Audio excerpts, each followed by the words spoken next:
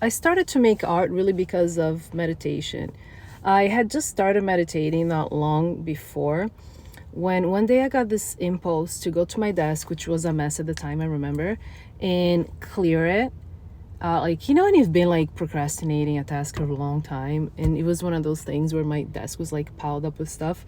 But I got this impulse to go and clear it up, and I did. And I found some paper and I found some pencils and like some drawing material that I had bought a long time ago in my hopes of becoming an artist. And I started drawing. I remember I drew a really ugly horse at first. Poor horse. I probably still have it. I don't know where, but I do. And I attribute that to meditation because I started to feel, once I started meditating, new channels opened up in my mind and new ideas started to pop up. And I think it was like a clearing of the path so my creativity could flow more easily.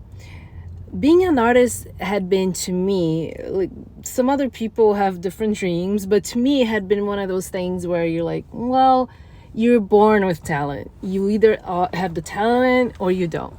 And I thought I didn't have the talent. I thought that I couldn't do it.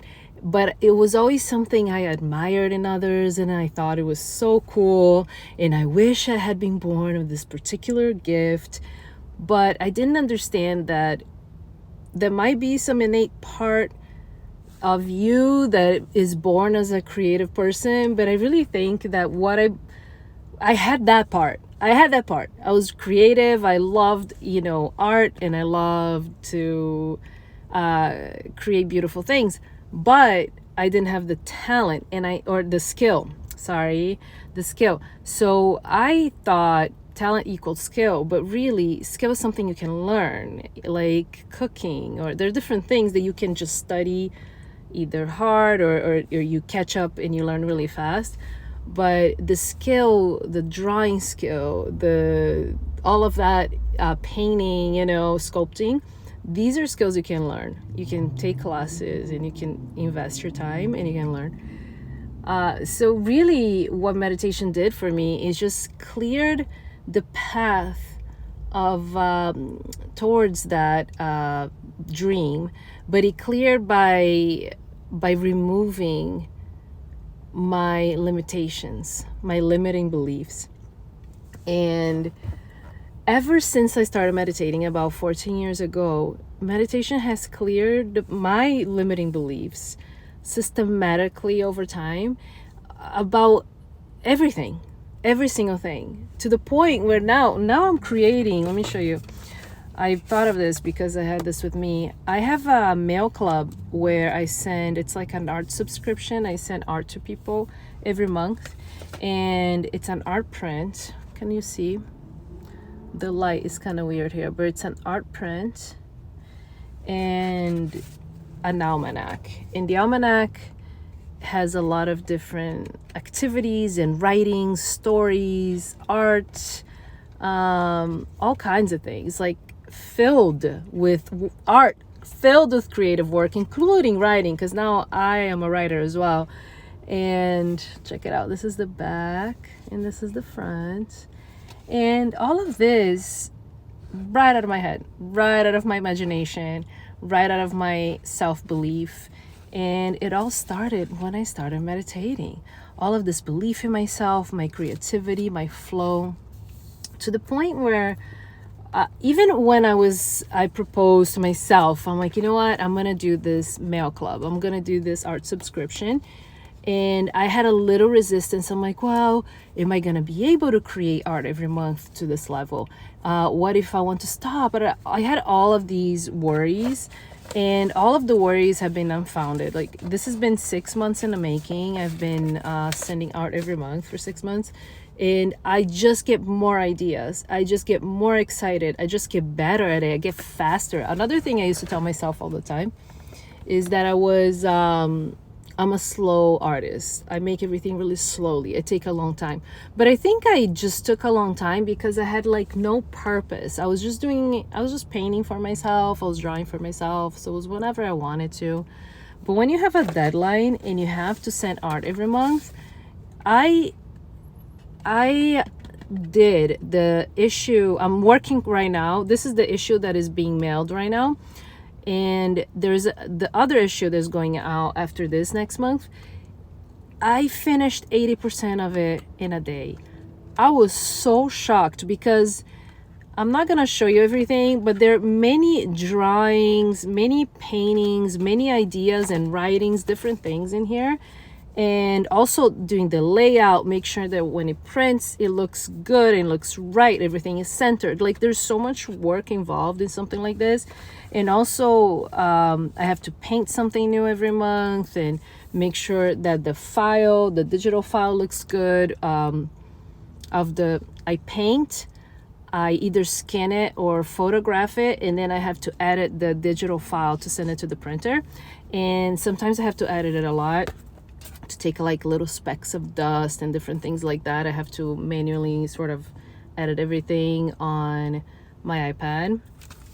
And anyway, so the whole process is a lot. But the fact that I could do so much of it in a day, and today I'm finishing up that other issue, I think within another day or two, so maybe like a total of maybe 3 days, I can finish the whole issue. Mind-blowing to me. Mind-blowing because I thought, oh, I'm slow, or I'm not gonna get enough ideas, or I can't keep up with this. And I can totally do it. Like, I don't know, I'm just trying to impart to you that if you do have something that you're a little bit scared of doing, or you don't think that you're good enough, or you're like, oh no, that's for really talented people and I'm not talented. First of all, start meditating. And the meditation can be like 5 minutes a day, 10 minutes a day. There are some apps that work, or you can go on YouTube and get different little short meditations, just a sound, really, like any sound, like white noise maybe. I use just some like those singing bowl sounds sometimes, or sometimes just a white noise type thing on this app called Insight Timer. I really like him. But there's so many. There's like, YouTube has a lot. Or you can just be in silence, like put a timer on 5, 10, 15 minutes. And actually, you can't really do it wrong. Like maybe your mind is busy the entire time you're meditating and you're thinking of different things, but it still counts. Like that's one thing I had to get over. I thought my mind had to be like blank the entire time, but it doesn't have to be blank the entire time. You can think a little bit and get distracted a little bit. The way that I move into a more of a meditative state is by either I pay attention more to the music, the sound, instead of my thoughts. I just sort of slowly like go to the sounds very gently in my mind. Or you can pay attention to your breathing. Some people say the breathing is really effective. Not as effective for me. I actually like the sound. I like to pay attention to the sound. Or a mantra. You can repeat any word that is nonsensical in your mind. It's just a way to like distract you from your thoughts. And there's something magical that happens. There's sometimes I visit different realms. You start to like have these really profound experiences, like spiritual experiences with different beings. Or sometimes you're filled with love, or sometimes a solution to a problem just kind of pops in your head. A lot of magic happens during meditation, and I'm always looking forward to it. It's like a little treat. And you can do it for longer, but I feel like if you do it for a really long time, I don't know, it just doesn't work as well for me. But I'm not gonna even tell you what to do. You should try it yourself. So yeah, this is my 2 cents on meditating and how it has created a whole art career for me.